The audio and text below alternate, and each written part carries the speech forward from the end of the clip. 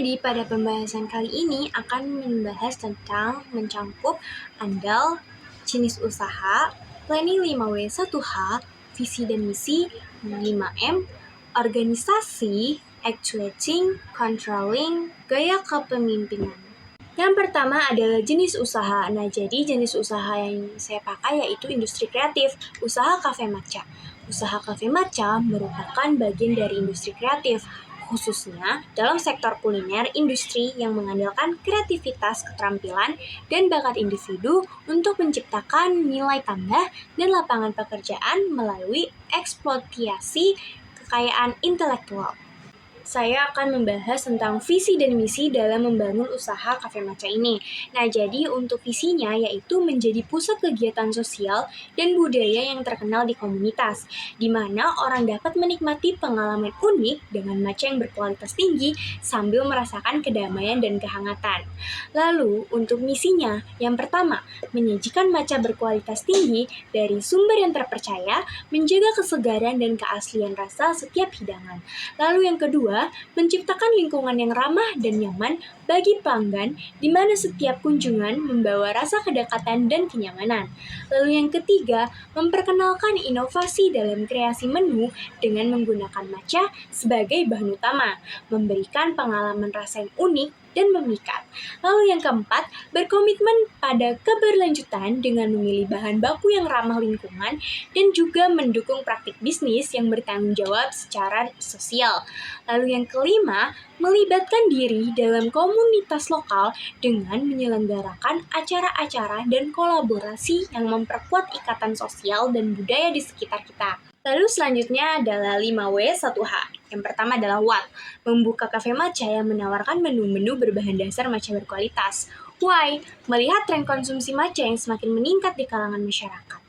Who? Target pasar utama adalah kalangan anak muda, keluarga, dan juga pekerja kantoran. Where? Lokasi kafe akan dipilih di area yang strategis dekat dengan pusat keramaian atau perkantoran. How? Menyiapkan segala kebutuhan operasional mulai dari perizinan sewa. Lalu saya akan membahas tentang 5M, yaitu yang pertama ada man. Nah, jadi yaitu ada pemilik, orang yang memiliki atau mengelola kafe secara keseluruhan, bertanggung jawab atas strategi bisnis, pengambilan keputusan besar, dan pengawasan operasional secara umum.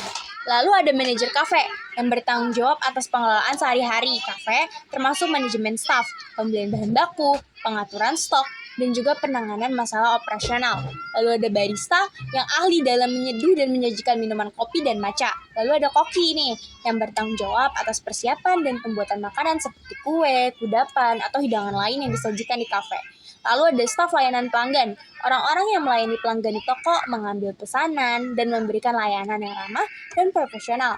Lalu ada staf kebersihan yang bertanggung jawab atas menjaga kebersihan dan sanitasi di kafe, termasuk membersihkan area kerja, peralatan, dan ruang publik. Lalu ada staf administrasi, orang-orang yang menangani tugas administratif seperti mengelola pembayaran, mengatur jadwal staf, dan menyusun laporan keuangan. Lalu yang kedua ada money. Ini soal modal yang buat mulai bisnis dan biaya-biaya lainnya, seperti sewa tempat, beli peralatan, dan gaji karyawan, dana yang cukup, dan atur keuangan dengan baik. Lalu yang ketiga yaitu ada material, ini membahas semua bahan yang dibutuhin buat bikin minuman matcha, misalnya bubuk matcha, susu, dan gula. Pastikan juga punya suplai yang cukup dan berkualitas. Lalu ada mesin, yaitu ini tentang segala peralatan yang diperluin, seperti blender, mesin seduh, mesin pendingin. Pastikan juga peralatan yang dipakai itu bagus dan cocok untuk kebutuhan bisnisnya. Lalu itu ada metode, ini soal prosedur dan cara kerja yang dipilih di kafe ini yang diterapin seperti membuat minuman, manajemen stok, dan cara ngelayanin pelanggan. Pastikan juga proses itu berjalan dengan lancar dan berkonsisten. Lalu selanjutnya adalah actuating. Yang pertama yaitu perencanaan bisnis, mulai dengan menyusun rencana bisnis yang komprehensif, lalu termasuk analisis pasar, proyeksi keuangan, dan juga strategi pemasaran dan struktur organisasi. Lalu yang kedua adalah pemilihan lokasi, memilih lokasi yang strategis dan sesuai dengan target pasar.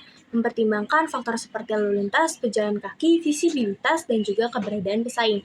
Lalu yang ketiga adalah pengadaan bahan baku, yaitu dengan mencari pemasok matcha yang berkualitas tinggi dan bahan baku yang lainnya yang dibutuhkan untuk menu. Memastikan untuk memilih bahan yang segar dan juga berkualitas untuk menghasilkan produk yang luar biasa. Lalu yang keempat yaitu ada desain interior yang menggunakan palet warna yang lembut dan juga menenangkan hati seperti hijau pastel, putih, coklat muda, dan krem untuk menciptakan suasana yang damai dan menyegarkan. Menggunakan pencahayaan yang hangat dan lembut seperti lampu gantung kayu atau lentera Jepang untuk menciptakan suasana yang ramah dan nyaman. Tata letak ruangan yang terbuka dan lapang untuk memberikan kesan ruang yang luas dan terbuka. Hindari penggunaan furniture yang lebih besar atau terlalu banyak untuk menjaga aliran lalu lintas yang lancar. Dan juga menambahkan sentuhan Jepang melalui dekorasi seperti kertas shoji, lukisan sumie, atau kotak bento sebagai elemen dekoratif. Ini akan menambahkan kesan eksotis dan autentik pada desain interior, menyediakan area duduk yang nyaman seperti kursi berbantal rendah atau tatami untuk menciptakan ruang santai. Buat sudut, pameran khusus untuk menampilkan berbagai macam produk matcha seperti bubuk matcha, teh hijau, atau peralatan seduh matcha. Lalu yang kelima adalah perekrutan karyawan. Memilih tim yang berbakat dan bersemangat untuk bergabung dengan usaha. Lalu memastikan mereka memiliki pengetahuan tentang matcha dan pelayanan pelanggan yang terbaik. Lalu yang keenam adalah pemasaran. Menggunakan strategi pemasaran untuk mempromosikan kafe kepada calon pelanggan. Ini bisa termasuk sosial media, iklan online, kerjasama, bekerjasamanya dengan influencer lokal, atau bahkan mengadakan acara pembukaan yang menarik. Lalu juga yang ketujuh adalah pelatihan dan pengembangan. Memberikan pelatihan kepada staf tentang cara menyajikan matcha dengan benar, mengelola pesanan, dan memberikan layanan pelanggan yang unggul. Selain itu, terus juga melakukan evaluasi dan pengembangan untuk meningkatkan kualitas layanan dan produk. Lalu selanjutnya adalah controlling. Dalam membangun usaha kafe matcha, fungsi controlling atau pengendalian memiliki peran yang penting untuk memastikan operasi berjalan sesuai dengan rencana dan mencapai tujuan. Nah, jadi yang pertama yaitu pengendalian keuangan, yaitu memantau arus kas secara teratur untuk memastikan ketersediaan dana yang cukup untuk memenuhi kebutuhan operasional. Lalu menganalisis laporan keuangan seperti laporan laba rugi, neraca, dan arus kas untuk mengevaluasi kinerja keuangan yang mengidentifikasi area-area yang memerlukan perbaikan. Lalu menerapkan sistem pencatatan yang akurat untuk memantau pengeluaran dan pemasukan secara rinci. Lalu yang kedua, pengendalian persediaan. Itu memantau ketersediaan bahan baku dan bahan kemasan untuk memastikan ketersediaan yang cukup tanpa ada kelebihan persediaan yang tidak perlu. Lalu menggunakan sistem inventaris yang efisien untuk mengelola stok dan mengidentifikasi bahan yang mendekati tanggal kadaluarsa. Lalu melakukan pemeriksaan berkala terhadap stok dan mengatur pesanan ulang sesuai kebutuhan. Nah, lalu yang ketiga yaitu pengendalian kualitas. Nah, jadi yang pertama itu memastikan standar kualitas yang ditetapkan untuk produk-produk matcha dan makanan selalu terpenuhi. Melakukan pemeriksaan kualitas secara teratur terhadap bahan baku dan produk, jadi untuk memastikan konsistensi dan keamanan. Lalu mengumpulkan umpan balik dari pelanggan dan menggunakan informasi tersebut untuk meningkatkan kualitas produk dan juga layanan. Lalu yang keempat yaitu pengendalian operasional. Nah, jadi yang pertama itu mengembangkan prosedur operasional yang jelas dan terdokumentasi untuk setiap aspek operasional, termasuk pembuatan minuman, persiapan makanan, dan juga layanan pelanggan. Lalu mengadopsi teknologi dan sistem informasi untuk meningkatkan efisiensi operasional, seperti penggunaan perangkat lunak kasir atau sistem manajemen pesanan.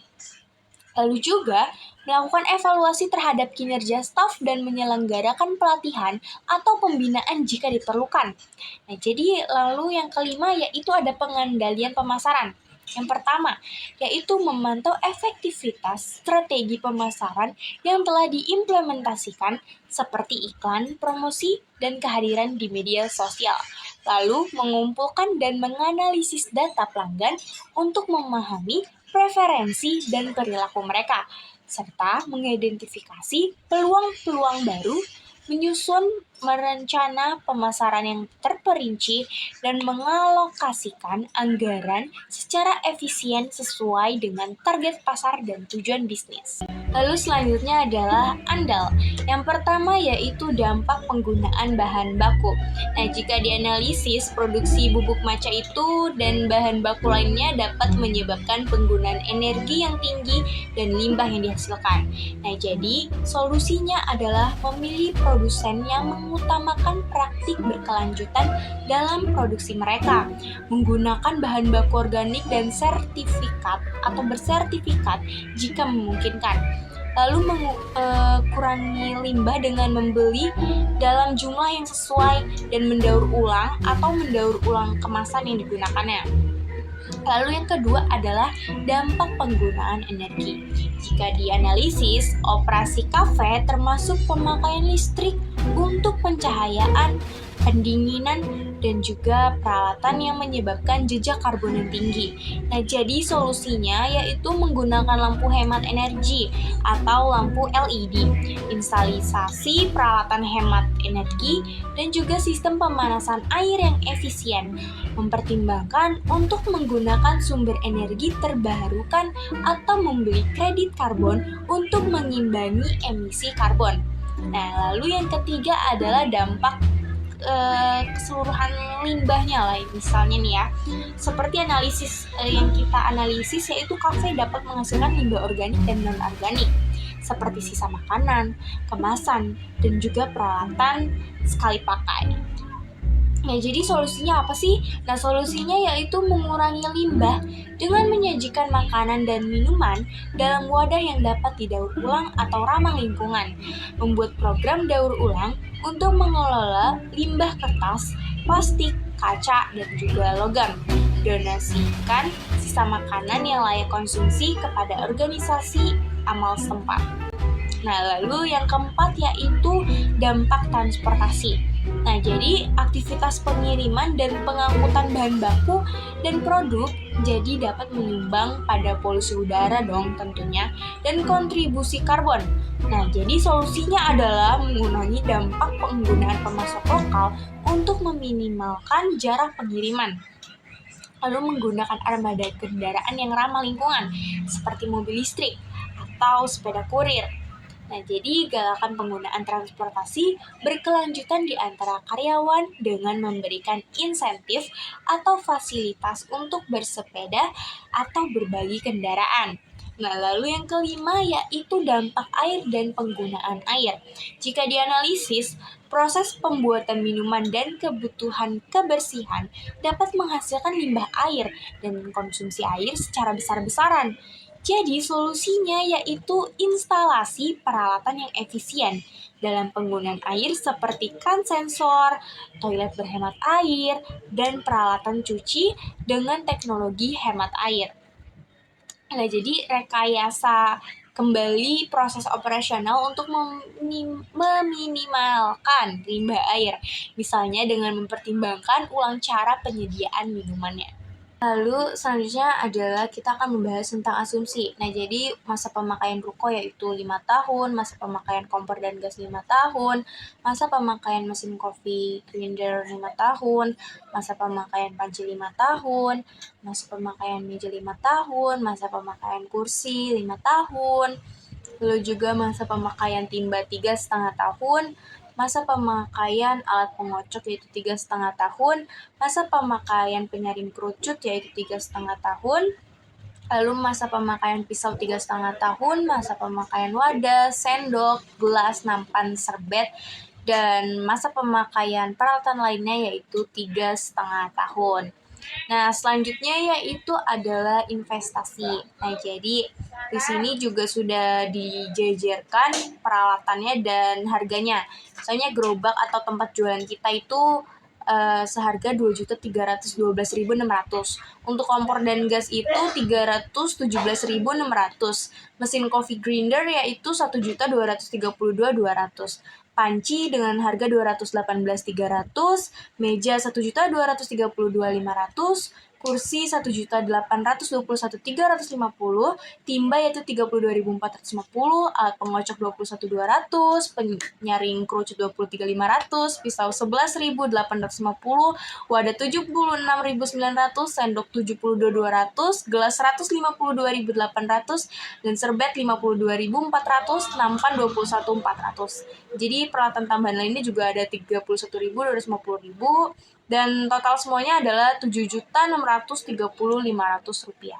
Di sini juga bisa dilihat semua rinciannya, dan total biaya tetapnya adalah senilai Rp1.578.613. Dan total biaya variabelnya adalah Rp11.850.000. Lalu untuk total biaya operasional yaitu dengan jumlah Rp13.428.613. Lalu untuk pendapatan per bulan dengan jumlah total Rp16.500.000. Lalu untuk keuntungan per bulan yaitu dengan jumlah Rp3.071.387. Nah, jadi untuk lama balik modalnya yaitu total investasi dibagi dengan keuntungan. Nah, jadi jika diperhitungkan, total lama balik modal adalah selama 2 bulan.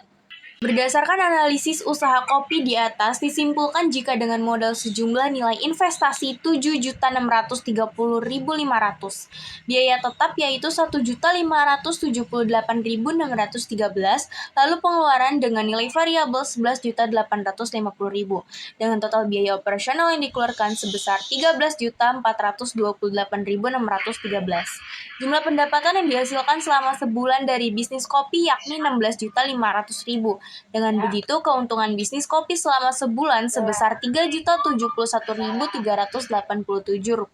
Selain itu, balik modal dalam bisnis kopi ini juga membutuhkan waktu yang tak lama, yakni selama 2 bulan. Lalu ada gaya kepemimpinan, di sini dipilih yaitu kepemimpinan demokratis, karena bisa menjadi pilihan yang baik untuk membangun usaha kafe matcha yang memungkinkan partisipasi aktif dari seluruh tim. Dalam suasana yang demokratis, anggota tim merasa dihargai dan memiliki kesempatan untuk berkontribusi dengan ide-ide baru dan juga solusi yang kreatif.